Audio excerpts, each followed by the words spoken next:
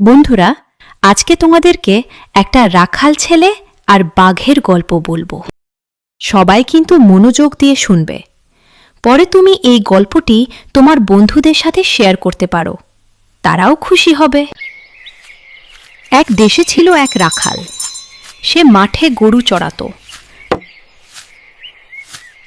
চড়াতো আর বাঁশি বাজাতো।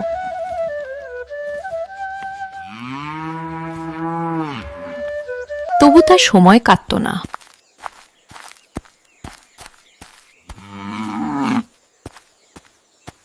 একদিন সে মজা করল। সে গাছের আড়ালে লুকালো। তারপর বলল, বাঘ এসেছে, বাঘ এসেছে। রাখালের চিৎকার শুনে গ্রামবাসীরা দৌড়ে এলো। তাদেরকে বোকা বানিয়ে সে খুব মজা পেল। গ্রামবাসীরা খুব রাগ করল। গ্রামবাসীরা চলে গেল। একদিন সত্যিই বাঘ এলো।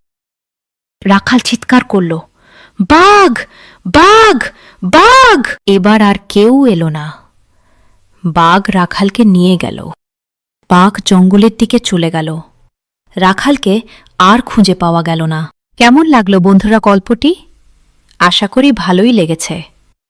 এই গল্প থেকে আমরা জানলাম, বানিয়ে বানিয়ে বা মজা করে কখনোই কাউকে বিপদের কথা বলা যাবে না।